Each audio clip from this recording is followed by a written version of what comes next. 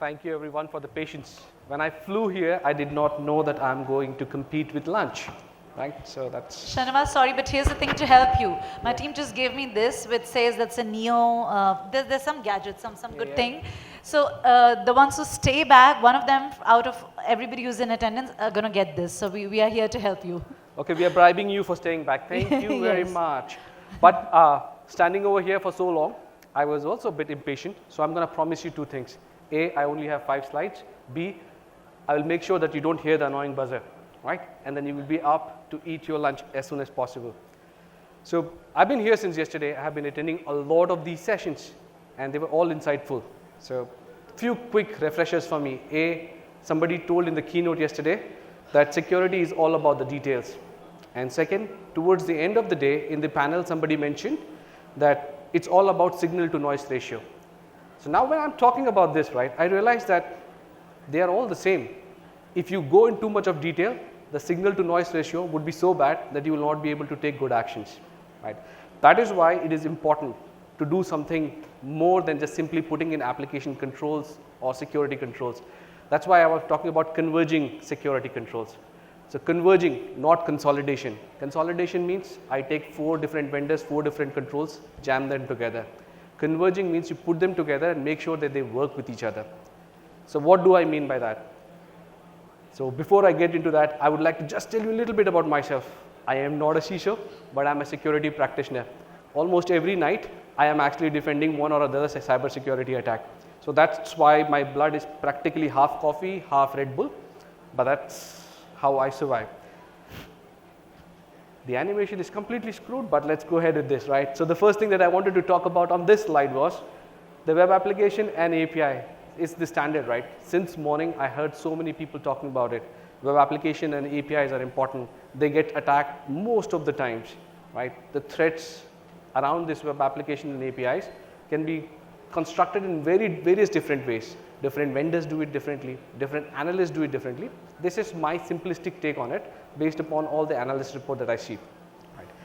Your application attacks could be your infrastructure related, the blue corner. So what is it? Why did I point out to infrastructure first?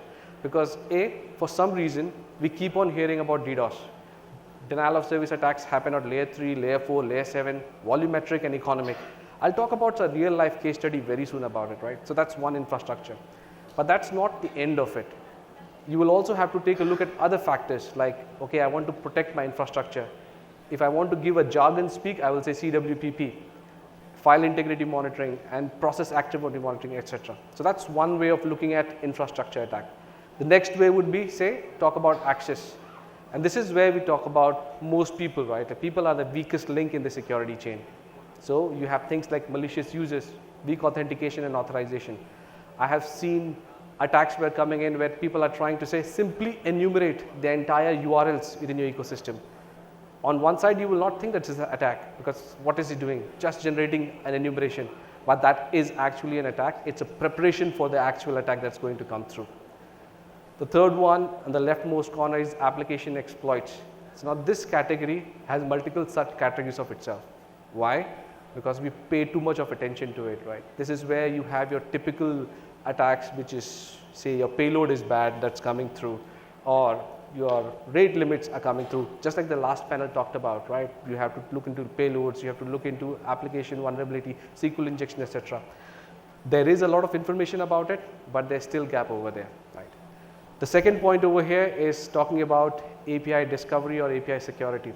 The whole panel was dedicated to it, so I'm not going to talk too much about it, but in short, I think you all heard the word API inventory, shadow API discovery today, and that's the important aspect of it. A, you can start with an inventory. In most cases, most organizations won't have an inventory. But how do you get to that inventory and how do you make sure that the inventory stays up to date and attacks are protected? The third one is an interesting one, which is JavaScript and supply chain attack. So I was a developer a long time ago, and I used to know when I used to develop, I will go to Google, I'll try to figure out some piece of code, and I'll inject it into some code. But nowadays, this is becoming like a problem because your watering holes have all been poisoned. If you want to use some open source libraries, there is a high chance that there is a vulnerability or some kind of backdoor that is hidden over there. Most of the time when I try to just pull it down, put it inside, it would work, but you might not know that you have injected a malicious code that would not run on your application, but it would run at the customer side or when a user is accessing the application on a browser. So those are called typical supply chain attacks that we are looking at. And OWASP automated top threat.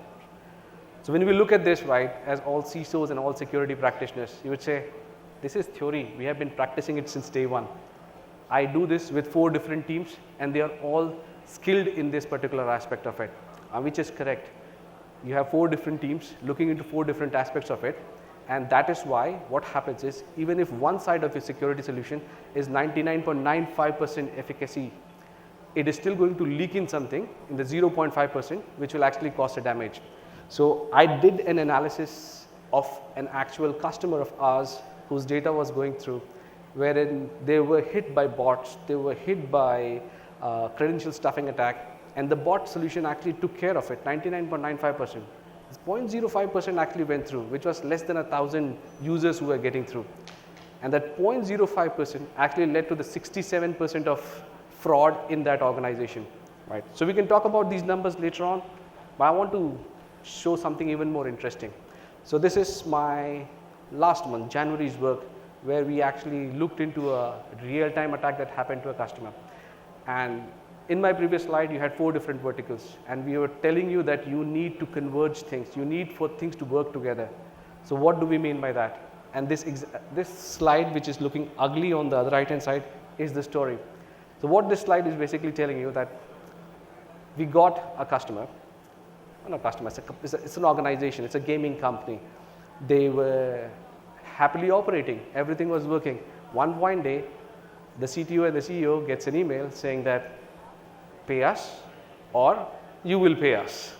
So it's a very simple answer, either pay us or you will pay us, right? And then the CISO was like, oh, we have ample amount of time, we can react to it. They have given us a time period when they will actually attack to prove that they are working or not.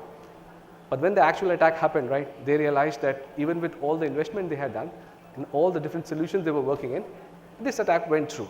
And it's actually quite standard. One of the reasons why things like this go through is what you're seeing on the other right-hand side of the track. When you're looking at that graph, it is ugly, but it's a GIF, but it tells you what is happening. What is happening over here is the attacker is so well organized that they are actually sending you traffic from all over the world. At one of the peak time, the real attack traffic was ranging to 1.25 million requests per second.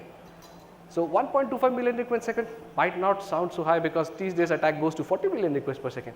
But even this amount of traffic is capable of bringing down any infrastructure or any data center that you are running. There is no way on earth you can actually capture or stop this attack with your infra. And also, if you look at an attack like this, the standard controls that I talked about earlier, maybe I want to do rate limits, maybe I want to do geofencing, alone by themselves, they are not capable. You need to have a way in which this automates and actually runs quickly. So very quick stats, volumetric from all over the world, attackers cycle through multiple IPs. If somebody really is brave enough to sit down, look into all the log files, collect all the IP addresses and start saying, okay, let me block this, it will block the attack. Or what we realize is within 5 minutes, the set of IP addresses will change. You go ahead and block a country, within 2 minutes, the country changes. And at this point of time, you will say that I don't have enough resources to actually keep doing this. Even if I have resources, the person will start pulling his hair saying that I can't do this because this is not productive. This is not efficient way of doing it. So while the noise was generated, right, what people totally miss is when there's an attack going on, right, what they miss out is sometimes the noise is just noise because something else sinister is going underneath it. And this is where we looked into the details, right. There were critical API endpoints that were also being hammered quietly. And since there is 1.25 million requests, by the time you analyze any of those, these information is actually really hidden deep inside because they are not at that rate. They're trying to do things like testing rate limits on specific endpoints. They're trying to do things like injecting credentials on your logon page. And since you are busy fighting the volume attack, looking into the IP addresses, handling it at network layer, your application is being underneath the layer is actually being attacked very easily and it's all being missed. 5 minutes. Attackers retool all the time. So your defense that you put in once, it might not be very applicable the next time around. And the last point that is on the slide is the most important point, right? So we think about these attacks saying that, okay, they're attacking us, they want money. But there are certain times when these attacks actually become a question of sustainability. An organization might actually completely fold because of this. So for this use case or this study, the way we are doing it, right? There was the best of the cloud use case. We have auto scale to take care of customer requirements. We make sure that we never run out of resources. It's a good use case, right? You will always want to do that your customer doesn't run out of resources. But every time the attackers retooled and they were managing to bypass the controls, what you saw was a spike in your cloud billing. So at one point of time, it spiked up to like 3K per hour. And you see just like this DDoS attack happening. And if we go ahead and sustain the attack at this rate, by the end of the day, they have a huge bill amassed. And not only you're not paying to the hacker, you're paying to somebody else and you're paying a lot more. And it's as good as you're going to close your business because of this kind of attacks happening to you. So I'm going to quickly move. So this is us as if F5, where we have different layer of controls that we are talking about. And at this point of time, right, anybody or any CISO or any security practitioner in the room would know that these are not new attacks. Or these are not new controls or not new vectors. As a security practitioners, we have been doing this. I have personally done a lot of these on different layers of security. But these days, the way the attacks are coming through, you cannot deliver this from multiple different locations. You need to have a unification of all the different controls so that if one control fails, the other one takes over. So you need to build the defense in depth. It's a very old done to that story, but you need to build the defense in depth and the layers of security control that you're looking at. So yes, how would you build it? The slide in front of you is fairly simplistic. I am not doing a convergence for your entire cybersecurity practice. This is just application security that we're talking about. We're talking about few layers of control that application security needs. And what are those? You're exposing application, layer 3, layer 4 DDoS is a must. Anything going onto the internet, it should be protected. So that is auto put into the place. The next layer we'll be talking about is ACLs or access control list. So now ACLs or firewall rules are not new. But what you're saying is these ACLs should be dynamic in nature. They learn your traffic, and when you see something malicious is detected, it automatically put the ACLs in place to basically cut off the traffic at layer 3 in the networking speak. That means it does not consume any resources on your side. Move on to the user side. Do the client-side defense. Try to see what is happening on user browser. Do malicious user detection. So I talked about earlier example saying that you have users who are trying to scan or spider through your application. They are just looking into all the different URLs. This malicious user detection has the capability to actually figure out the intent of the user. It's very important today to not only understand whether it's a human or a bot. That's a very simple check. Not very simple check, but it's a check that is possible with a lot of solution. What is important to understand is what is the intent. Even a human can be malicious in nature, and humans can act as bot as well. So the malicious user detection is actually going to take care of that. Next is the range of policy that can work together with each other. Rate limiting, IP repetition. Detect a malicious user, throw them to rate limiting feature. That's what we're talking about, a platform. We're not talking about two different or two disparate solutions which can, oh, I broke my promise, but I still have 1 minute. So next is TLS fingerprinting. So this is a very important point. I would like to simply state this over here. In the last few months, most of the attacks that we saw, we saw attackers were able to bypass rate limit. They were able to bypass IP repetition. Bypassing rate limiting on IP is not very difficult. Spin up another server, it will go through. But what we saw as an intelligence that we got from attackers, we have seen TLS fingerprint as a very effective mechanism to blocking these attacks, because these are botnets. They're able to change IP addresses, locations, but the core code that is there remains the same. So the TLS fingerprint that we saw was actually a very good indicator for us to figure out, and we were able to mitigate a lot of attacks over there, and we can automate this process as well. So those are the normal stuff. Then I don't want to talk about other layers like bot defense, web application firewall. This has been, a lot of people have spoken about this since this morning. But what we're saying is there is a convergence that is needed. Convergence of all these things together, which actually makes sure that your application security per se is covered in a nice way.